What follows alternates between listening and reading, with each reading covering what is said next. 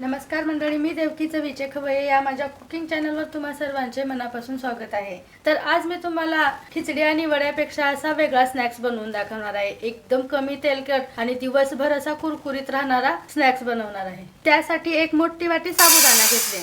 वजनी प्रमाणात बघायला गेलं तर हा 200 ग्राम साबुदाणा आहे। या साबुदाण्याला आपल्याला गॅसला मंद आचेवर ठेवून यामधील ओलावा कमी होईपर्यंत भाजून घ्यायचा। तर मंडळी, मी साबुदाण्यातील ओलावा जाईपर्यंत आणि साबुदाणा असं चटचट उडेपर्यंत भाजून घेतलेला आहे। थोडासा रंग वेगळा झाला तरी काही हरकत नाही। फक्त 2 ते 3 मिनिट लागतात साबुदाणा आपल्याला भाजून घ्यायला। आता मस्तपैकी हा साबुदाणा भाजून तयार झालेला आहे। मी याला एका प्लेटमध्ये काढून थंड करून घेते। इथे साबुदाणा वाटण्यासाठी असं मोठंसं मिक्सरचं भांडं घेतलेलं आहे आणि त्यामध्ये हा भाजून थंड केलेला साबुदाणा मी काढून घेतलेला आहे। चांगल्या प्रकारे याला थंड करूनच घ्यायचं आहे, नाहीतर मिक्सर खराब होऊ शकतं गरम वाटलं तर। आता या साबुदाण्याला आपल्याला एकदम असं बारीक वाटून घ्यायचं, थोडं सुद्धा रवाळ किंवा जाड ठेवायचं नाही।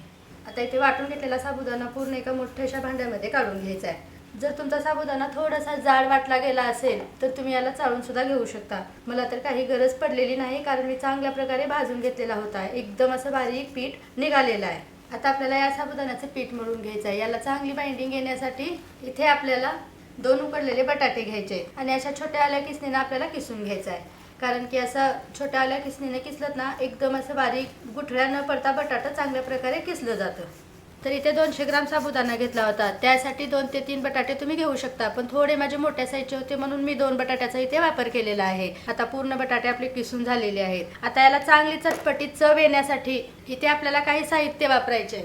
त्यासाठी सर्वात अगोदर मी इथे 2 ते 3 हिरव्या मिरचीचा ठेचा घेतलेला आहे। 2 ते 3 हिरव्या मिरच्या घेतल्या आणि 1 इंच आल्याचा तुकडा घेतलेला आहे, त्याला असं पूर्ण बारीक वाटून घेतलेला आहे। 2 चमचे भाजलेल्या शेंगदाण्याचं कूट, पाव चमचा काळ्या मिऱ्याची पावडर। जर तुम्ही उपवासाला काळी मिरी खात असेल तर वापरू शकता, नाही खात असेल तर नाही वापरलं तरी चालेल। 1 चमचा जिरे आणि शेवटी चवीपुरतं उपवासाचं मीठ टाकायचं आहे। आता या सर्व जिन्नसांना आपल्याला हातानेच एकजीव करून घ्यायचं आहे, कारण की हाताने केल्यामुळं चांगली बाइंडिंग पण येते आणि पीठ मळलं सुद्धा जातं। शक्यतो इथं पाण्याची गरज पडणार नाही, लागलंच तर एखादी 2 चमचे आपण शेवटी वापरायचा आहे। तर मंडळी, इथं पाण्याचा मी अजिबात वापर न करता मस्त असा हा स्नॅक्सचा गोळा तयार केलेला आहे।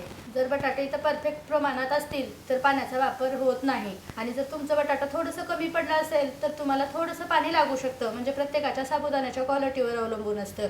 तर लागत असेल तर तुम्ही गरजेनुसार पाणी तिथे वापरू शकता।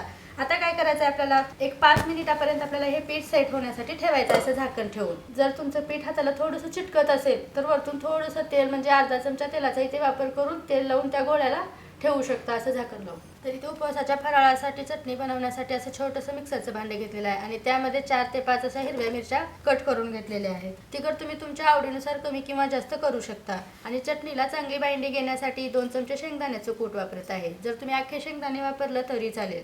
अर्धा चमचा जिरे आणि चटणीला फ्लेवर चांगला येण्यासाठी 2 तुकडे आलं घेतलेलं आहे। चवीनुसार मीठ टाकल्यावर आणि चटणीला चटपटीत चव येण्यासाठी इथे अर्धा लिंबाचा रस वापरत आहे। जर तुम्ही 2 ते 3 चमचे दही वापरलं तरी चालेल। अगोदर आपल्याला पाणी न वापरताच वाटून घ्यायचं आहे, त्यानंतर हवं तितकं पाणी वापरून एकदम अशी बारीक चटणी वाटून घ्यायची। चटणी वाटून झाली की एका अशा मोठ्याशा वाटीमध्ये आपल्याला काढून घ्यायचं आहे। ना जास्त पातळ ना जास्त घट्ट, मीडियम कन्सिस्टन्सीमध्ये मी वाटून घेतलेली आहे आणि एकदम बारीक अशी वाटून चटणी तयार झालेली आहे। आता या चटणीला तडका लावायची काहीच गरज नाही, ही अशीच सुद्धा टेस्टला एकदम चांगली लागते। आता या चटणीला थोडा वेळ आपल्याला बाजूला ठेवायचं। आता पिठाला सेट होऊन 5 मिनिट झालेले आहेत आणि झाकण काढायचं आहे आणि पिठाला चांगल्या प्रकारे आपल्याला मळून घ्यायचं आहे। थोडं हाताला पाणी लावून मळलं तरी चालेल, नसेल तर तेल लावलं तरी चालेल। आता चांगलं पीठ मळून झालं की यामधील आपल्याला 2 भाग करायचे। या पिठाचे असे 2 भाग करायचे। आता एक भाग ठेवायचा आणि दुसऱ्या भागाचा असा एक छानसा उंडा करून घ्यायचा आहे।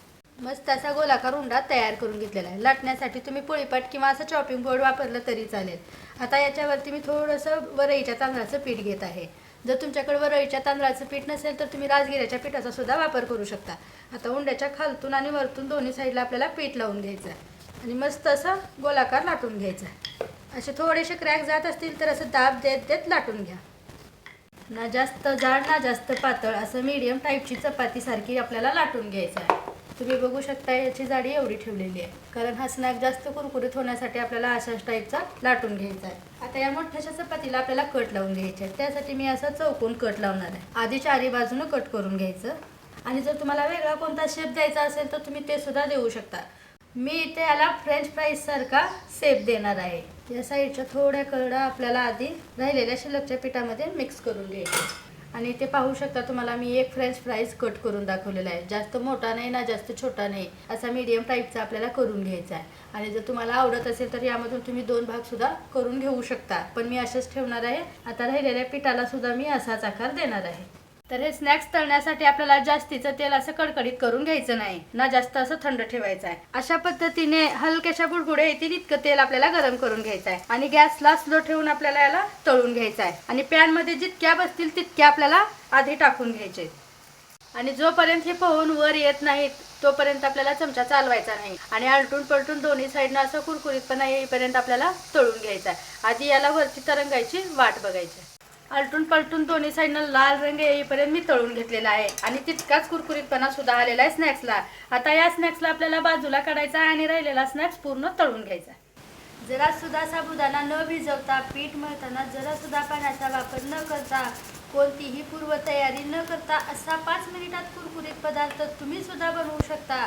साबुदाणा खिचडी व वड्यात वेळ घालवण्यापेक्षा हा कमी वेळेत कमी साहित्यात बनलेला पदार्थ नक्कीच तुम्हाला आवडेल. चला तर मंडळी, पुन्हा एकदा भेटूया अशाच एका नवीन रेसिपीसोबत. धन्यवाद.